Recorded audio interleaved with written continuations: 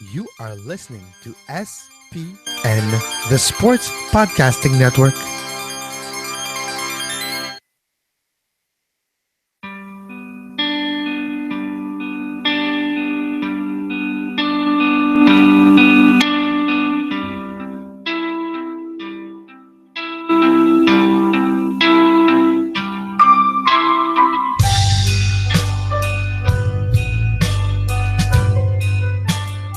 Hello, my friends, and welcome to Open Lines After Dark.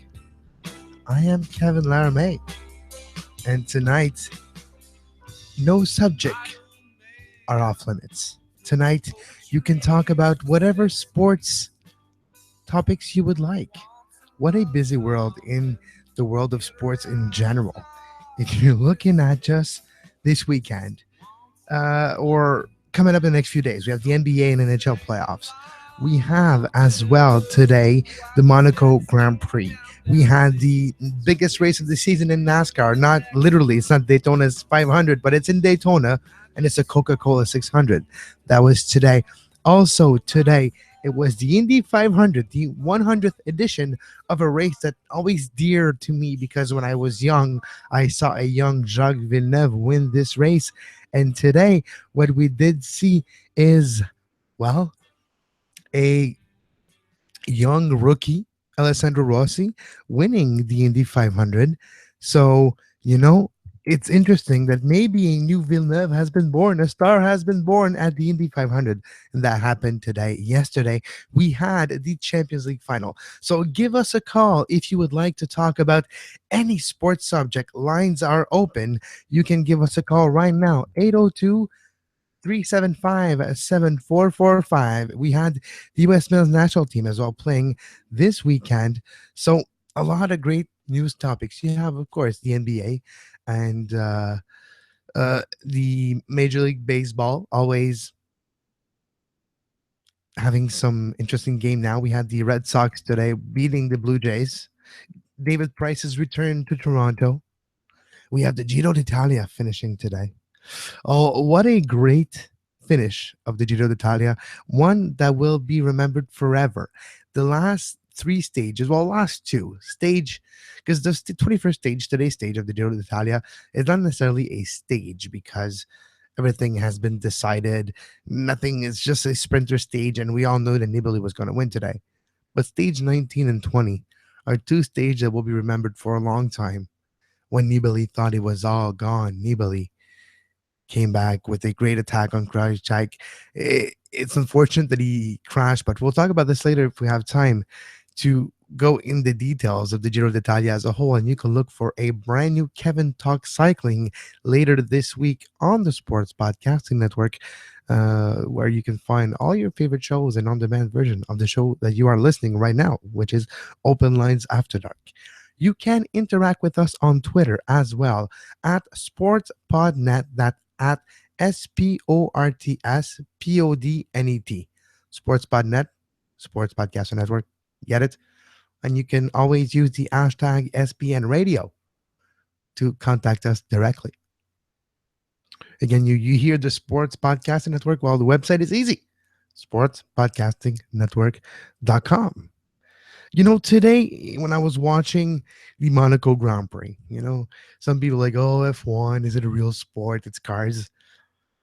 The Monaco Grand Prix is different. The Monaco Grand Prix is a track that's just mind-boggling that F1 are just driving in because it's so narrow. There's rails all across the track, and you touch the rails, your day is over. So it's really hard to really get a good vibe of the track and get a good sense of speed. We have a first caller. Hello, Baxter. How you doing tonight? Hey, I'm doing well. How are you? I am doing great, Baxter. I wanted to talk to you because we had the U.S. men's national team play this weekend, and who better to give us a rundown of that game and the topping points? And well, a star has been born for the U.S. men's national team as well. Absolutely, yeah. I mean, you talk about a good way to really wrap things up for the U.S. men's national team right before they head into Copa America. Say what you will about the level of opponents that they played. I mean, they beat a team like Ecuador, who's probably the best out of the three they played. Then they just beat Bolivia 4-0, which I believe more than anything was just kind of a good, as I mentioned, kind of a good way to really keep the spirits high for the team. But some of the key players though really in this game, you saw Christian Pulisic, he got his first goal.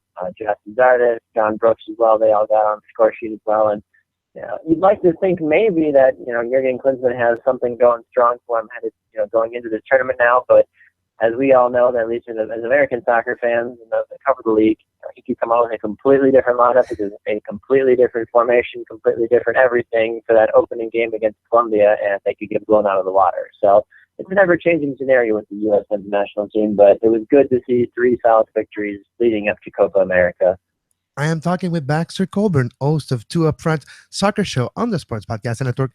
Baxter, when you're looking at the U.S. men's national team in the Copa Centenario, which we decided to brand on the network the Centennial Cup because it's in the States after all, and it's 5 days Yeah. away. So, what is the feeling, do you think? What is your feeling about this U.S. men's national team heading into Copa Centennial Cup? Honestly, I mean, I think it's the roster as a whole, I know, caused a little bit of controversy, which I think is a good thing. If you're not having controversy about the players that we're calling in, well, then our talent pool is not deep enough. But there was controversy, there was enough questioning among among the people that were chosen, saying, well, hey, what about Jordan Morris? What about Lee Wynn, a couple other really talented guys that got left off the roster? So it's good to see, because that should make American soccer fans happy, because, I mean, hey, our talent pool is expanding, which is a good thing. It's a good problem to have. You want to have guys left off the roster that are going to cause problems, because that means somebody somewhere is, upset and happy at the same time that we've got so many options. But looking at this team as a whole, it's a really good mix of the young guys trying to make a name for themselves and the veterans as well. Do I think they're going to win Copa America? No, I really do not, honestly. I would be surprised, probably this along with just about everybody. I've heard a lot of predictions that they're going to make the final. I honestly don't think they're even going to go that far. I think they could go to the semifinals. I think they have a very realistic chance to do that. However, it all is going to kind of come down to, will the U.S. be able to finish, score goals really against some of the best teams in the world at this point? Baxter, one thing that's really interesting to me in this Copa America Centenario, it's so hard to pronounce. So the Centennial Cup. What's interesting to me is we'll finally see CONCACAF team, a couple of them at least, even though there's going Yeah. to be minnows like Haiti facing. Can you actually tell that I have a little?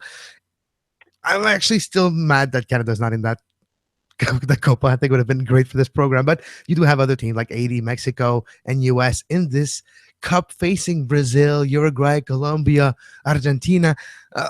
Is there a sense of fear? Is there a sense of, oh, we're worried and we're not necessarily uh, in the same caliber of the teams we're going to face? I don't think any of those teams would ever admit that. As somebody that is looking at this, though, from a perspective of, hey, let's break this down. Let's really get an idea of what's going on. Some of these CONCACAF teams really have no business being in the same zip code as some of these other teams. There's no reason. I mean, you look at the group that Brazil has. They have Haiti, Peru, Ecuador, and then it's them as well. Brazil should have no problem at all walking through any of that. Now, you look at some of the other groups, Jamaica, Venezuela, Mexico, and Uruguay. Well, that's a whole other game, because Jamaica and Mexico, we all know, in CONCACAF at least, are a fairly talented team. Uruguay, they're a very good team as well, too, and will definitely challenge. And then you look at other, the group that has Panama and Bolivia, Argentina, and Chile. Well, Panama and Bolivia are more just excited, I think, to just probably receive a little bit of money from the federations and just get a chance to play 3 games in the national team, because neither of those teams are going to find their way out of these group games, honestly. So honestly, I mean, say what you will about the federation, say what you will about conspiracy and all whatever things that people like to say. I'm sure some of the CONCACAF teams will challenge because of where they got placed. However, I would not be surprised if it's a team from the other confederation that ends up winning it all. Baxter Colburn. You can listen to Baxter every week on the Two Upfront Soccer Show every Friday at 11:30 p.m. Central Time on the Sports Podcast Network. Baxter Colburn, thank you very much for doing this tonight. Thank you, Kevin. It was great to chat with you. All right, on Open Lines After Dark, you can give us a call, 802-375-7445. All subjects are open. We've talked about soccer with Baxter. There's a lot of other things going on as well, the NBA Finals, the NHL Finals, and what's really interesting is it's all going down at once. And for once, maybe it's just me in my bubble, but I've been so interested in this NBA Finals, the Golden State Warriors storyline, that OKC Thunder coming so close, but getting beat by the Golden State in Game 7. Mm. Now it's going to be Golden State versus still Game 7. It's who knows? Could be Thunder, but the momentum is with Golden State. So who's going to face LeBron? Who's going to get the ticket to go to the finals of the NBA? It's everybody's guess. The momentum is Curry back? Is Draymond Green calmed? Will he continue on his rundown, kicking and screaming, literally? I don't know. In the NHL, the Stanley Cup Finals starts in a few days from now. We have the San Jose Sharks finally, after 23 years, making their way in the Stanley Cup Finals against the Pittsburgh Penguins, against Sidney Crosby. First time since 2009 that Sid the Kid is back at the finals of the Stanley Cup with a chance to win it with Malkin and Matt Murray mixed with Fleury in goals, which two of them together were able to propel this team. Earlier on, it was Murray. Fleury came back late in this series against um, the conference finals. So for Pittsburgh, it's a chance. Who can seem to stop Pittsburgh? But San Jose does have a feel of team of destiny to them. So am I picking San Jose as my choice? Yeah, you could say that my prediction could be San Jose winner. All right, let's go to the lines. Hello, Daniel. How are you doing tonight? Hello there. How was your weekend of sports, Daniel? Well, let's see here. The Yankees took 2 out of 3, which is good. Who are they playing? Who are the Yankees playing? Oh, they were down in Tampa Bay. Nice. Mm-hmm. They beat Tampa Bay Rays 2 out of 3, which is, they've always been let's put it this way. The Red Sox are the Yankees' rivals. The Tampa Bay Rays, as well as the Los Angeles Angels, are like a thorn in the side, like a gnat.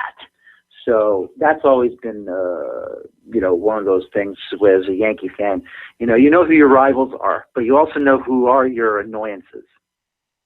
Yeah, no, exactly. And we had the Red Sox beating the Blue Jays. So this year, it seems like maybe we have a Yankees and Red Sox team that could play against each other meaningfully. Yes, that's really true. I mean, what's going to be – here's the thing. I'm not the typical Yankee fan that's going to be boisterous about his team. I can see the flaws on this team. Starting pitching is a flaw. The lineup can be a flaw as well. They got a great bullpen. Don't get me wrong. If the Yankees can get a lead into the 6th or 7th inning, here comes, Betances and Chapman coming out of the pen. So, there's going to be some growing pains this season.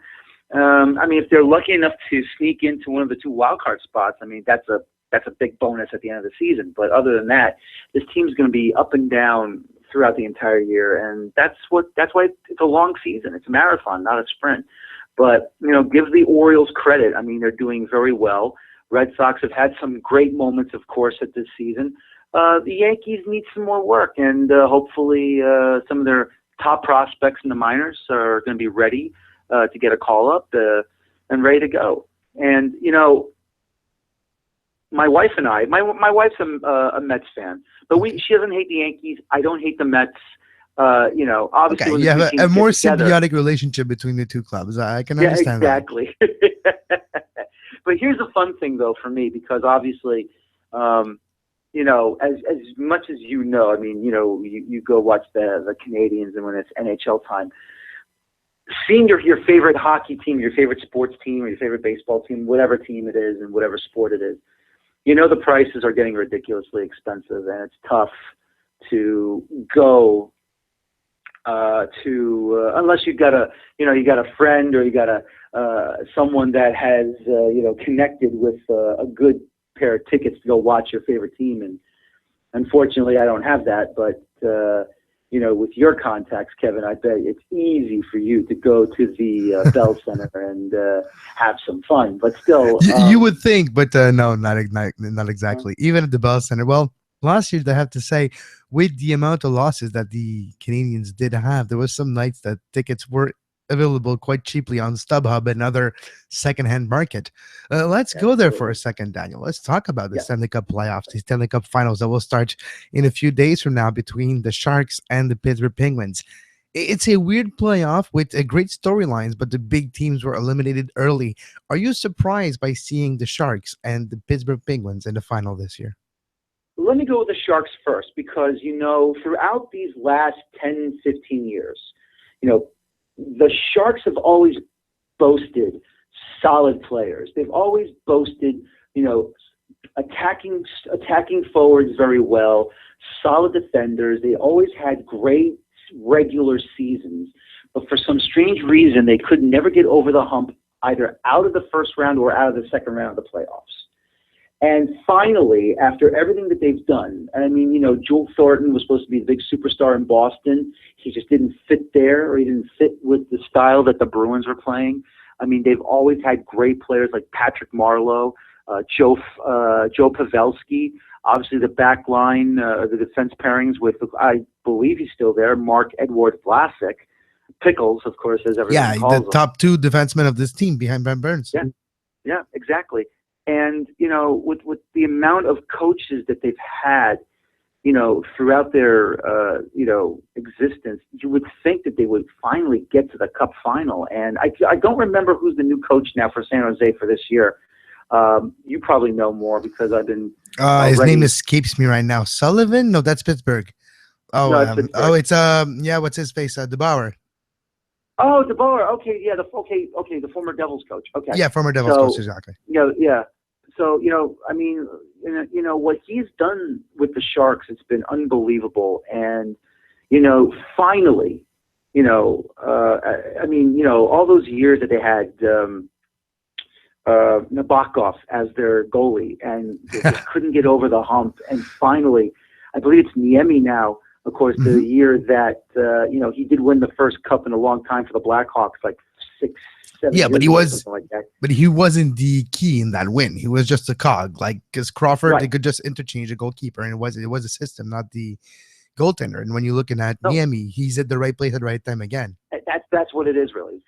Right place at the right time. And that's what I think right now, of course, with DeBauer now, managing the Sharks on the bench, the head coach that he is, maybe finally this is the man that's going to give them the big opportunity, because I think right now, San Jose, they've always had great players. This crop of players have always been strong. And finally now, I think they're going to shine. Now, obviously, when you're taking on a Pittsburgh Penguins team, it's Crosby, it's Malkin. The strangest thing, though, it's not Fleury. And I know he's still out. I don't know if he's going to be back in for the final, but you know what? I don't think it matters if it's Fleury or not, to be honest with you, in goal. It's going to be those scoring lines, those big three lines, especially ever since Mike Sullivan took over when he was managing their minor league team in the American Hockey League. It's just amazing what he has done. And let me just say this. I've always felt he was a good head coach. The problem was that he just didn't have the players that could do it for him in Boston. And now, of course, he gets an opportunity. I know he's under, John Tortorella and everything. I know him and John Tortorella are good friends. Torts is with Columbus, and Mike Sullivan now is down in Pittsburgh. It's a combination of things. It's just a combination of Sullivan got there at the right time to fix whatever had to be fixed. You can tell that they needed a change, and they gave some kids that he coached in Scranton, Wilkes-Barre, or the other way around, however you want to call it. I don't think anybody listens from Wilkes-Barre, Scranton anyway, so you can call it whatever you like. Yeah, exactly, right. Well, it's Wilkes-Barre, Scranton in the American Hockey League. It's Scranton, Wilkes-Barre in the International Baseball League. So, there you go. AAA. So, but anyway, let's be honest. He's brought up some kids that you never thought were going to get an opportunity. They've been given an opportunity, and they've been just running away with it. And it's also, I think he finally got into Phil Kessel's head. I think he finally got something out of Kessel that, let's be honest, he's a coach killer, Phil Kessel. He is a coach killer. I mean, he's got great talent, great American players, got great talent. He can do anything and everything with a puck. He can score and do everything. But when he's going south, boy, is he going south. And for someone to finally kick him into gear and finally tell him, either you shape up or you're going to ship you out, because, you know, the Penguins brought him over for a reason. And he was just Mr., sulking and just being Mr. Negative. And you're thinking to yourself, great, he just killed another coach. But then here comes Mike Sullivan, and somehow Sullivan just got him to go. And that's a big plus. And, of course, I'll admit it, it's tough for me as a New York Rangers fan to see Carl Hagelin playing on that line with Phil Kessel, because, you know, I think that's the one thing the Rangers are missing this season. Exactly. What could have been, right? Yeah. I mean, look at the speed he provides. Look at what he does on the penalty kill. Look what he does shorthanded. I mean, he puts those things away like there's nobody's business. I mean, for him, it's like, you know, I mean, not to bring back what happened in Game 4, but let's be honest with you. That was a great sauce pass from Brian Boyle that went to Carl Hagelin shorthanded, and he beats Tokarski. I mean, you know, that's the type of player the Rangers miss. And at the same time, you know, when you've gone like, you know, 3 to 4, 5 consecutive seasons, or at least 4 out of 5 seasons where you make it to the Eastern Conference Finals all the time, and then you're going to run out of gas one day. And, you know, the Rangers were lucky to make the playoffs this past year. And they, you know, rightfully so, they lost to the Penguins because the Penguins were the better team. And the Rangers didn't put away any chance. They didn't put away the chances when it really mattered. And that's why they lost in the first round. But you know what? They also had injuries, and this is going to help them for next year. But the truth is this. With the salary cap, and I really wish some of the players, like, depending on which team it is, I really wish some of the players would go to their general managers and say, hey, listen, please take away 10 or 15% of my salary and go get the players that we need to make a big run for the Stanley Cup. The luxury tax or the salary cap the NHL has, that's why the Rangers got rid of Carl Hagel. Not that they didn't want to do it, but they had to do it because of the salary cap. And that's the issue. And, you know, like I said, Anaheim, he didn't work in Anaheim. He's working in Pittsburgh. He's back on the East Coast. It's a shame he's in that Penguins jersey. I wish he was still a member of the Rangers. Hopefully they'll bring him back if his current contract is expired and bring him back. But to be honest with you, Pittsburgh is actually lucky to have a guy like Hagelin on their team. You are listening to Open Line After Dark. I am Kevin Laramee, and I'm joined by Daniel Firestein of Once a Metro. Daniel, we talked earlier tonight with Baxter Colburn of the Two Upfront Soccer Show about the U.S. Men's National Team game this weekend, but we didn't talk about the Champions League final that was yesterday. What was your thought of the game and the penalty finish and Ronaldo, again, having the last word? You know, Ronaldo is always going to be that player who's basically, you know, like Kobe Bryant, I want the ball. You know, it's Sidney Crosby, I want the puck. It's Brandon Marshall of the Jets, throw me the ball, I will catch it and get you the big touchdown that you need to tie the game or take a lead. You know, that is the type of player that Cristiano Ronaldo is. I mean, he is absolutely phenomenal. He is one of the best players in the game, world football, world soccer. He is just absolutely unbelievable. And you know what? Let's be honest with ourselves. He was going to convert it anyway, depending on, it didn't even matter if it was, you know, 4-3 for Real Madrid, or it could have been 4-4 if the last penalty by Atletico Madrid did not nail the near post. So all I can say is I'm not surprised. For Cristiano Ronaldo, he wants the ball. He wants to be the focal point. See, this is the thing that people don't understand about Ronaldo. Is he bratty? Is he arrogant? Is he someone that it's always about him, and him? Yes and no. He does want the spotlight on him. He wants to lead the club to a championship, whether it's a La Liga championship, whether it's a Copa del Rey championship, whether it's for the UEFA Champions League, you know, the Super Spanish Cup. even if he was able to do this well for Portugal, he would lead them to a European championship or to a World Cup championship and lead the country for the first time in something like this. That's the man he is. Do I think he goes over the top sometimes? Yes, that's no doubt about it. But that's the ego of a professional. I mean, you have Didier Drogba right now. I had Thierry Henry. You know as well as I do. These men played in the Premier League, and they have a killer instinct when they go on the pitch. They want to lead their clubs to glory. They are the ones that want to do it. Look at what Drogba's doing. I mean, it's unbelievable. Fine, Rowe flubbed it, but still, though, who shot the ball on frame? Didier Drogba. That's exactly what I said. I'm like, yeah, good. Yeah, the keeper did make a mistake, but the weight and the spin on the ball are the reasons why the keeper made a mistake. Absolutely. And you know as well as I do, when you see, fine, this game that's in our country, that's in Canada, that's in the United States, here's the thing. Yes, you're trying to set an example for the children, but at the same time, and I'm not saying the children should not have role models. I'm not saying that. They should. But the point is, this is why it's different there than it is here. I understand, you're trying to have the kids follow a role model, and that's fine. But at the same time, they're professional athletes. They're going for the kill. They're going to take that ball at their feet, whether it's a set piece, a corner, during the run of play, against the run of play, or at the spot. They want to bury the ball, and they want to do it and make the other side pay. That's what they're doing. And if you are going to have your child and say to them, and you got to be smart about this, you got to tell your children, you see what he does?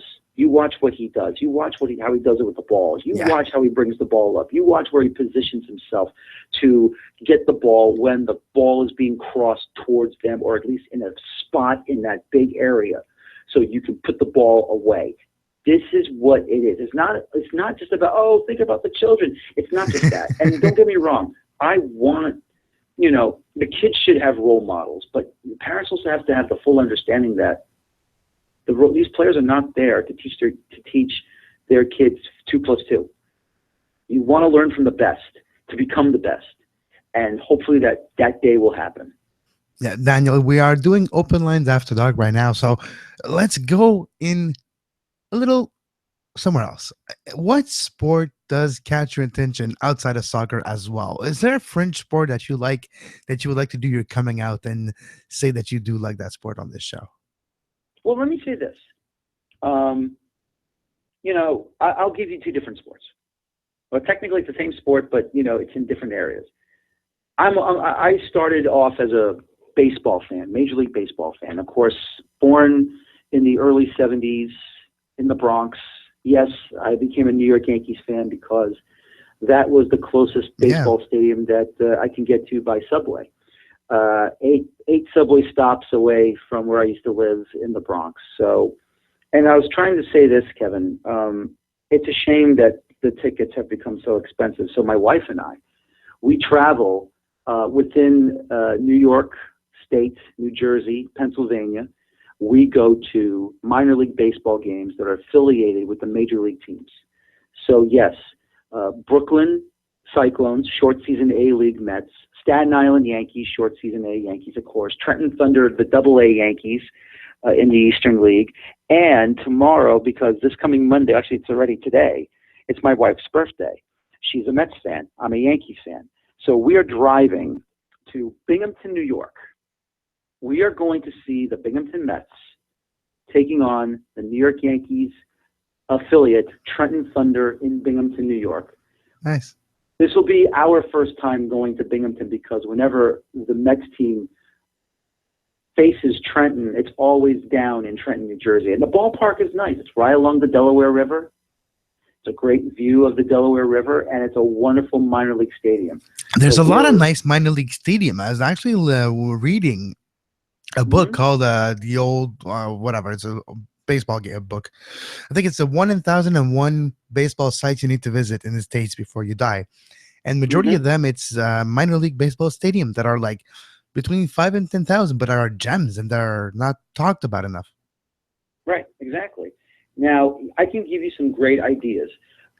If you want to come to see the Staten Island Yankees, obviously they play on Staten Island. The best way to do it is this. If you're staying in Manhattan or the other boroughs, either the Bronx or Queens or Brooklyn, you want to take the New York City subway system. The number one train is the West Side subway line that goes, and the last station is called South Ferry. That's where you pick up the Staten Island Ferry. It's a free boat ride from the southern tip of Manhattan over to Staten Island. And the ballpark, when you're watching the boat docking towards the ferry end, it's on the right side of the building, and it's a nice little walk. And then when you go inside, it's a great view of the southern tip of Manhattan when you're watching Staten Island Yankees baseball. Of course, Brooklyn Cyclones, MCU Park. It's in Coney Island. It's only a good block or two away from the very famous Nathan's hot dog restaurant. I have to go once at least. Yeah. I have to tell you a little story about Nathan's. I've had Nathan's twice in my life. And no, it's not even being in the States. It's when I've been on vacation to the Dominican Republic. There's a Nathan's at the airport at Punta Cana. And every time I went there, it was just the best hot dog I've ever had. Yeah, it is. It's the best hot dogs. Let me tell you something. You know, they're celebrating 100 years now, Nathan's hot dogs. The original, the original, here's the funny thing. The original restaurant, which is still in existence in Coney Island, they serve beer. Nice. They also serve fried clams. Oh, wow. Not just hot dogs. It not just close. Their famous crinkle-cut fries. Nice. But here's another great story for you. You know, they used to have a bunch of restaurants within the New York City area, Westchester County, the first county north of the five boroughs, Yonkers, New York on Central Avenue. Actually, here's the funny thing. Ryan Mera, the goalkeeper for the New York Red Bulls, who's with their USL team, so he's with Red Bulls too right now. Yeah, I saw him play last week. He's from Yonkers. He's from, actually, the town is called Crestwood. It's just the first town north of Yonkers if you take Central Avenue. And he used to go to the same one that I went to that had not just, it was a big restaurant, but it had a game room where you can play pinball. And old school arcades? Yeah, old school arcades. And that's when the video games were starting to come around late 80s, yeah, early 90s, yeah. Okay, late 70s, yeah, early, okay, yeah, like 82, 83, yeah. Exactly. And the seats were awesome, like wrought iron seats. Nice. It looked like a big heart. They spun around like a little red circular seat to sit down. Yeah, I know what all you mean. The hot dogs were like cooking and diner style, grilled. Yeah. Beautiful. No, exactly. That's what I missed. There's no place like this left. There's a couple of them in Montreal, but institutions like this where you can go and you like step into the place and it's like you're walking back in time. It's like you're walking back 50, 40 years ago.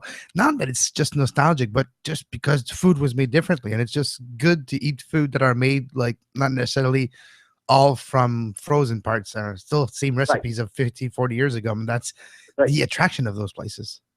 The recipe at Nathan's has never changed. All the hot dogs at every single Nathan's, whether it's in the mall, food court in the airport, or you go to these restaurants. I mean, I think there's like one major restaurant that's still Nathan's, that's still around, and it's somewhere out in Long Island. I keep forgetting where. I think it's going to the most eastern end of the island. One of my cousins lives out there, so we passed it by, my wife and I, but I'm telling you, the best hot dogs are always going to be Nathan's, and the best mustard is always going to be either Nathan's spicy brown mustard or Gould's spicy brown mustard. I do not like the French's. I do not like the Heinz mustard. It's wimpy mustard. You're going to get Nathan's. I don't even like mustard. That's a travesty, I know. I put ketchup on my hot dog. No, that's fine. Listen, wherever you want, it's up to you. But all I'm saying is if you want a good mustard on a hot dog, and it's a good Nathan's hot dog, get the Nathan's spicy brown deli mustard or Gould's. That's always going to be king for me. But you know, one of the interesting ballparks that I finally got a chance to get to, Allentown, Pennsylvania, Lehigh Valley Iron Pigs, AAA affiliate of the Philadelphia Phillies. The stadium is called Coca-Cola Park. Okay. And the best thing about this place is this. If the home team hits a home run, there's a giant Coca-Cola bottle at the top of the scoreboard. The cap comes off the top of the bottle, and fireworks shoot out for a home run for the hometown team. Nice. Isn't that nice? No, it reminds me of the old Milwaukee where there was like a beer or something being filled or something, and then you had the mascot jumping into it. That's right. Yep, that's Bernie Brewer. He slides down and he picks up the flag and he waves it after a Milwaukee Brewers home run. Here's something that I want to pass along as well. And I don't know if you knew this or not, but a friend of mine, there's these independent minor leagues, baseball leagues, that's not affiliated with any Major League Baseball team, of course, or the MILB.com people. There's the Can-Am League, of course, you know it, or if you haven't known about it. Yep, in Three Rivers and in Quebec City. That's correct. I have to give everyone in Quebec City a ton of credit for going to the ballpark and making it sound like you're in Yankee Stadium, because I've made a colleague, or at least a friend, who works for the local Quebec City radio station, and he calls the games whenever he would come over to play against the New Jersey Jackals at Yogi Berra Stadium on the campus of Montclair State University. That's the best name of a stadium ever. Yes, it is. My friend, he's the communications officer. He's also the play-by-play person who does those games. He got me to do some play-by-play and analyzing the games too. Unfortunately, it was only against either Rockland County Boulders in Rockland County, New York, or when the Newark Bears had a baseball team in this Can-Am League. I couldn't go on the road with them, but you know what? I give those people up in Quebec City a ton of credit for really going hard for the capitals of Quebec City. Of course, such a great team, and that stadium is like really awesome. Yeah. And I never thought I'd see screening from foul pole to foul pole in the lower levels of that stadium. That is just absolutely unreal. Now, we talked about Nathan's hot dog, Daniel, so let's finish with this. Which one is your favorite fast food joints? Which one, if I go to your area, I cannot miss? Okay. Well, here's the thing. The typical ones, I think, that are probably also up in Canada, McDonald's and Burger King. Those are the best places, always. Because I've grown up on it, originally from the Bronx, and I wasn't too far away from a local McDonald's or a local Burger King. But the one that I've really grown fond of in recent years, and obviously, now I don't know if you have one up there, but it's called Sonic. I have been to a Sonic. We don't have Sonics in Canada, but just their amount of variety of drinks, being a soda connoisseur, I would just go insane in that place. I would just become 500 pounds in about 2 weeks. You wouldn't leave there at all. You might as well just... I would buy one, and I would be living above it. There you go. My studio, the SPN, it would be Sonic/SPN, and you would have a Sonic downstairs and an SPN command center on top, which would be my studio. Actually, we found the business. We opened a Sonic in Montreal, Daniel. That's what I would do. Hey, listen, I don't blame you. And make sure it's in a good area where the people can park the cars. And, it's a drive-in, too. That's what I love. Drive through as well as get car hops. They use the roller skate to take the food and skate to the cars that ordered whatever they want. Old school Sonic, where you go, you park your car, they come and take your order, they come and give you your drinks, and you can be on your way outside of the commercials of the two guys in the car. I just love the drinks, and I would just go insane. I would just buy like a Sonic drink machine and put this in my living room and just would not leave my living room ever. Absolutely. I don't blame you. Daniel Ferristine, thank you very much for joining us. Just before we go, what did you think about the big victory of the Red Bulls over Toronto yesterday? That was a game where, many thought there was going to be a drop-off because, like I said before, when you put a beating like you did against the so-called rivals of New York City. And once again, look what happened. You have a 2-0 lead. Villa gets tripped up at the penalty spot by the ghost of Babe Ruth in right field. And then he misses it. And then here comes Orlando stealing a point, which, let's be honest, maybe they didn't deserve a point at all, but they did so. And look at what's going on there. I mean, that victory over New York City FC was a little bit worrisome for this past Saturday, but Bradley Wright Phillips right now is on a roll. Bradley Wright Phillips is showing everyone why once he gets going, everyone has to be worried about how you're going to defend against him. I mean, look what he did. Obviously, quick header on a quick cross to beat Saunders last Saturday. And then, of course, the bicycle kick goal that he converted to make it 3-0. And then here he comes with the fastest hat trick to start a match in MLS, 27 minutes. I mean, to see him in perfect position to head in a Sasha Kleistchen header, to be in great position to not only score with 2 defenders on him, but he went short side.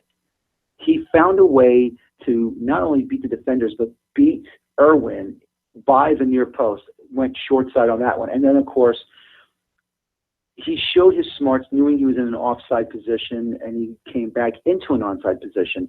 And then when Grella got the ball from Felipe, quick little hard slotted pass, and then here comes Wright Phillips, and he smashes it home. I mean, if this is the wake-up call that he finally got, and he's on a roll the way he is, I mean, he's 8 up, 12 to go. He could get another 20-goal season if he can continue this. And now, obviously, we got this Copa America Centenario break starting this coming Friday. It's going to be exciting, and I personally cannot wait to see what's going to happen. Do you care about the Copa, to be honest? Because between you and me, it's a type of a exhibition tournament this year because it's an extra one. It's not one that's usually scheduled for the CONMEBOL team, and there's a couple of CONCACAF team involved. Of course, Canada is not part of it, but hey, IT's worth it. Why not Canada? Why? Anyways, do you care about this tournament? Because, well, I might be saying what I'm thinking, but I'm not the biggest fan of this tournament. Let me say this right now. Yes and no. I will go with you, meaning, for you, yeah, it's not your typical, tournament. Even though South America Confederation, CONMEBOL, wants the United States involved. They want them to always come over because Mexico always takes it seriously. Mexico always sends a side, whether it's the professionals or they always send an under-23 team to perform in this thing. And the thing is, they're always ready to play these games. And in a certain, that's the no part, obviously, because, this is not normally for the United States. But here's where I say yes. Unless it's a World Cup or it's like a once-in-a-while friendly, when are you going to see the United States take on, or even Canada, you take on these opponents when it's not a friendly, when it's the most important tournament in the world that's coming from either South America or it's coming from FIFA? Because that's the only time you're going to see the USA take on Argentina or Brazil, whether it's in a group stage game or in a knockout game, because you're never going to see anything like this, because when Argentina comes over, they don't bring the full squad. They'll bring half a squad to be with regulars or, as well as, players that they want to give a chance to for the national stage. So that's always going to be the positives. And look at this. Think about this. Last year, the Copa America was in Chile. Chile took on Argentina. Argentina lost in penalties to Chile on Chile's home field. Chile and Argentina are now drawn in the same group. So wouldn't you want to see a little revenge maybe by Argentina? And even Argentina's taking it seriously because they haven't won a Copa America title in a very, very long time.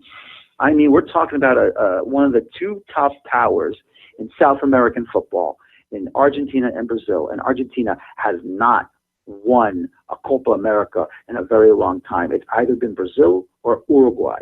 Chile now finally wins their first Copa America last edition's tournament, which was last year.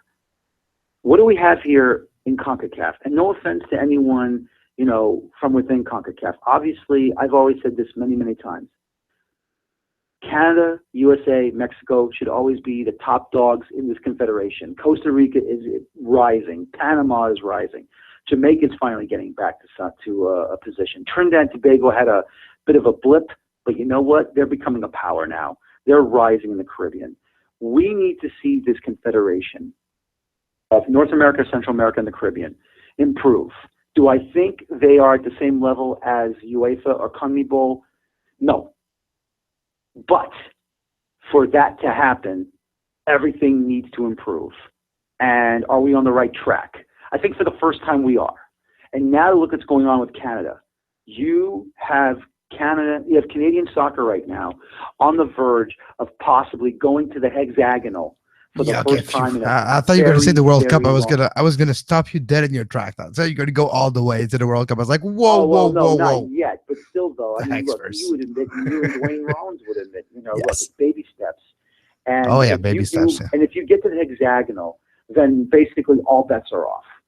Because if Canada has this great opportunity to get to the World Cup for the first time since, which was it, the '86 World Cup, I think it was? Yes, exactly. Mexico. Yeah, but here's the thing. Don't dream about that yet. Qualify for the hex.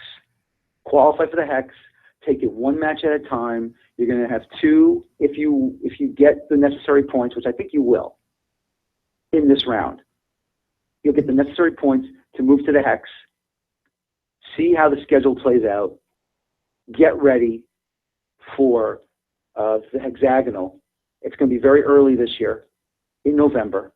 You got 2 matches there, 2 matches in March, 2 in June, 2 in September, 2 in October. And if you can try and get to the top 3, or if you even get to the playoff, I feel Canada can make that next step to get to a World Cup. And let's be honest, you guys got Kyle Lauren. I mean, this kid just comes out of nowhere and does a job. Will Johnson can do a job. I mean, you've got some strong players right now that are either playing in Europe or in MLS.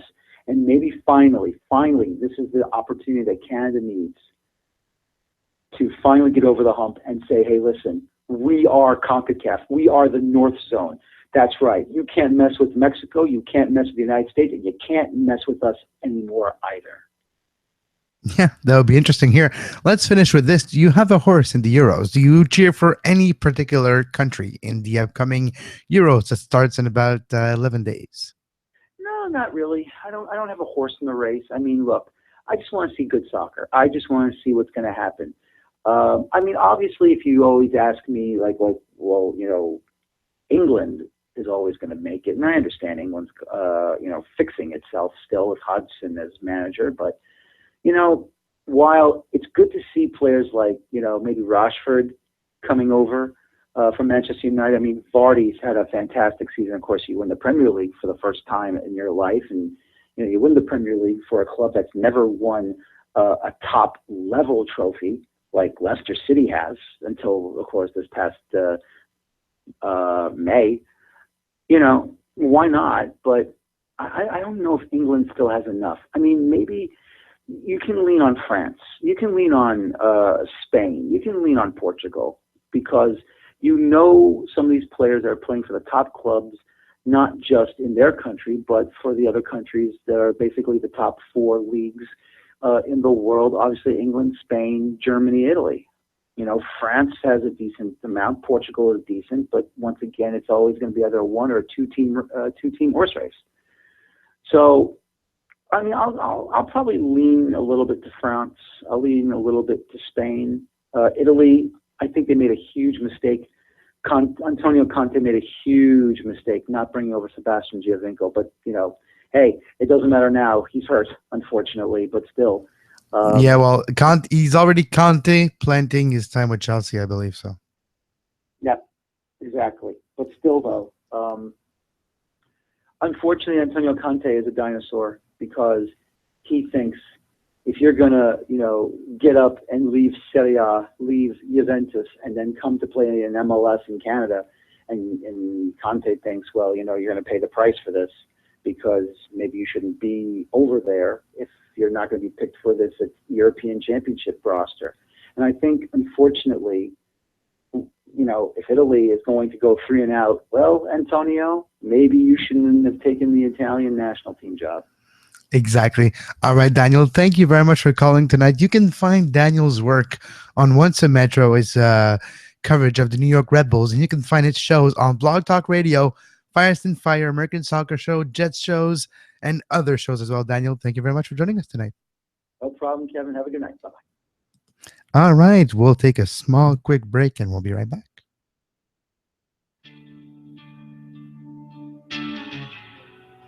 SPN, the Sports Podcasting Network. Visit us, sportspodcastingnetwork.com. Now I kind of feel like I want a hot dog. I kind of want to jog to the closest Nathan's, which might be a few hundred, if not thousand miles away. I do want to go to Nathan's right now and get a hot dog. But before I do that, the last story or the last topic I want to talk to you about tonight before we wrap this Open Lines After Dark show on SPN Radio, by the way. Lines are still open if you want to give us a call, 802 375 7445. Talk about any topic in the world of sports or even what's your favorite fast food joints. Hey, what the hell? You can say whatever you like here. Well, not really, but you can, to a point, we can talk about your fast food preferences. But the story I want to talk about is the Giro d'Italia and how, well, there's four stages that are important or four main aspect of this 21-day race that happened in Italy over the last 3 weeks. That's finished today with the win of Vincenzo Nibali, a comeback victory for the Prince of Milan. Vincenzo won despite having a very bad mountain time trial, and it seemed like he was ill. No, he climbed some hills, but he was ill before his mountain time trial. And he had some tests done on stage 18. So let's go back to stage 14, where Kruijswijk of Lotto Soudal went on a great attack, got the big distance on the whole peloton of main contenders, Nibali, Uran, Chavez, and all those. Big gap, and he got the yellow jersey, and he had about 3 minutes of buffer, 3 minutes in front of a Nibali before heading into stage 19 on Friday. Now, before that, in the last, the end of the second week, beginning of the third week, there was a mountain town trials in the Dolomite, and Nibali didn't perform well, and he was like 3 minutes away from the lead of Giro d'Italia. So a lot of press in Italy were about to, well, they were not about, they were saying that Nibali's over, Nibali's time is done, he's over as a top level GC contender, he can't cut it. As you can imagine, the Italy press can be quite harsh on a character like Vincenzo Nibali. The way he dances, Nibali is one of my favorite riders. Just the way he handles his bike, the way he goes downhill, down mountains, the way he descends, he might be the best defender in the entire pro peloton, or at least at the highest level of GC contenders. He's the best descenders of them all, and the way he descends, it's impressive. But on that stage, Mountain Time Trial in the Dolomite did perform well. So there's a big controversy in the media. People are saying that he's not good. He's not good anymore. He's not going to cut it. He's going to finish 10 minutes down at the end of the third week. That's not knowing Vincenzo Nibali really good. So what did Vincenzo Nibali do? Vincenzo Nibali had some tests done, some blood tests done on stage before stage 18. I think maybe it was 17. Before stage 17, 18. It doesn't matter. So before the final weekend of race in the Giro d'Italia, he had some tests done. They didn't find anything. Didn't find anything lingering. They didn't find any virus staying that he would explain his illness and the way he felt weak and not necessarily strong before that time trialing on the subsequent stages after it. But everything was back to normal on stage 19, where a race situation, they're climbing. They're really high in the Dolomite and the Alps now. Stage 19 is the Cima Coppi, which is the highest summit of the Giro d'Italia. And on the way there, drama, catastrophe, vendetta? Not really. I was trying to find the Italian word for catastrophe, and I don't know. But catastrophe. dramatic circumstances that happened. Krushvik, the leader of the Giro d'Italia, which had almost the whole damn thing won. He only needed to follow Nibali and the other contenders and could even get beat by a minute by stage and would still have won the Maglia Rosa on Sunday. But the gods of cycling had seen it otherwise. Lo and behold, a crash, and Krushvik is in a snowbank. Hey, it's better in a snowbank than just a little few 100 meters before would have been a ravine. So it's a lot better a snowbank than a ravine. But Krushvik is on his arse. He's bleeding. He doesn't seem to be really injured, so he gets back on the bike and he's trying to get back on to speed, but he has mechanical problems, need to change the bike. He was very far down. He was about 3 minutes 30 seconds up, and after the day, he was 40 seconds down on Vincenzo Nibali, which Nibali was third. Chavez was a new leader from Arica Green Edge. Heading into stage 20, Chavez is the new leader. Krushvik is now third. 14 seconds behind Nibali, 44 seconds behind in front of Nibali, heading into the final stage. So, but on stage 19, to finish stage 19, Nibali went on the attack and Chavez followed, and they were able to work together until the end, where Chavez got the yellow jersey. Well, yellow, it was in France. Chavez got the Maglia Rosa, the pink jersey. 44 seconds behind Chavez was Nibali. Then a minute 30 behind Nibali was Krushvik, the former race leader that crashed on stage 19. So stage 20 happens. Nibali and Team Astana had perfectly laid out a plan to take over the lead of this race. They had in the escape of the day Tanel Tangert. A strong mountain domestique for Astana was in the breakaway of the day. Far above, we was with Rain Laramee earlier on, very far away. They had like a 10-minute lead on the whole peloton. And he kept a lot of strong riders with him until the end.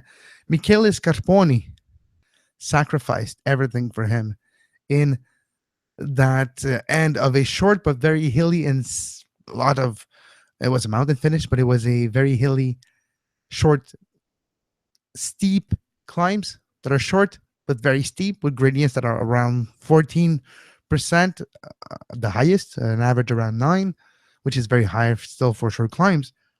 So when Nibali's plan was put into effect, Chavez was exposed. Arica Green Edge had nobody left when it came around 17 kilometers left to the Saturday stage. And that's where Astana had the whole plan laid out. Scarponi went balls to the walls, keeping it the highest pace he could for the longest that he could. With Nibali, there was Chavez behind and Valverde. Then when Scarponi was cooked, his teammate Nibali attacked and just went for it. Chavez followed, being the pink jersey. He only had 40 seconds ahead of Nibali. Valverde, which had a chance of the podium because Krushvik is still recovering from the day before and is not able to follow the trio of Valverde, Chavez, and Nibali. So when Nibali went, Chavez followed in the beginning and Valverde followed. And eventually, after a while, Nibali attacked again. But this time, creating the hole, creating the gap. And Chavez would never recover from that gap created. He stayed with Valverde for a while. While that was going on, Nibali was on his way up that mountain, then down a descent and up the final 10 kilometers. So in the last 20 kilometers, you had a climb, then about a 2 kilometers descent that Nibali just went flying down on a very narrow, winding road going down the Alps. So you had Nibali there, and oh, lo and behold, what are we seeing? Nibali's teammate, Tanel Tangert, waiting for Nibali on the road. And now he's able to pace Nibali up early in the mountain in the last climb. And Nibali's just gaining time and gaining time and gaining time. Enough time that he's a virtual Magna Rosa. He's the leader of this race on stage 20. He sees Milan coming on Sunday. He sees the possibility of him wearing the Corsa Rosa. And all that dream and that effort and the controversy of the week that followed of, oh, you're done, you're over. He won his second Giro d'Italia with that move. Yes, the day before, he took advantage of a situation and of a misfortune of Kruijswijk, who crashed into a snowbank during a climb, more of a descent. But he took advantage of it. But on the next day, Astana, with their race director, Alexander Vinokurov, were able to lay out a perfect plan for Nibali to not just get 44 seconds, but to get at the end of the day about a minute 45 seconds on Chavez, who, yes, it's heartbroken, but Chavez still for Orica Green Edge is one of their best results ever for this young, not even 5 years old team from Australia. For them to have a top 5 finish in the Giro d'Italia by Esteban Chavez, which was a little unexpected, still a great result. But Nibali really deserved the win. And if you have a chance to watch the highlights of stage 20 of the Giro d'Italia with Nibali and his race-winning move, it's interesting to see. It comes down to what I was talking about earlier on Kevin Talks About Cycling, why Giro d'Italia is a little bit more fun to me to watch than Tour de France. Tour de France is bigger, and I maybe watch more every stage of the Tour de France, not because of the race itself. I do take breaks in the Giro. I don't watch every sprint stage or just the rolling stage. I do watch more the mountain finishes in the Giro, and I stay aware of what's going on, but it's just playing in the background. I do watch every single second of the Tour de France, but it's because the production of TV, there's more interviews, there's more everything else built up to it. But racing perspective, like talking about the cycling racing on the road, there's a lot more racing involved in the Giro d'Italia. And the move that Nibali made on Saturday, May 28th, stage 20, will be remembered forever. And it's the type of move that cements your place in the history of the Giro d'Italia. It's a legacy type of move. And congratulations to Vincenzo Nibali. All right, this will wrap up Open Lines After Dark for tonight. Hope you like the show. You can give us an email if you have any ideas, or if you like to have more topics that you can give us a hint on that you would like to hear us talk about on Open Lines After Dark. You can do so by email, sportspodcastnetwork@gmail.com, on Twitter @sportspodnet. You can follow my personal account @Kev Laramee. When you follow the network's account, you will have every single podcast and live show details in real time on Twitter and Facebook. So like our page on Facebook, that's facebook.com/sportspodcasting-network. And on Twitter, sportspodnet. Until next time on the Sports Podcasting Network, I am Kevin Laramee. Have a great sports. You were listening to SPN, the Sports Podcasting Network. Visit us, sportspodcastingnetwork.com.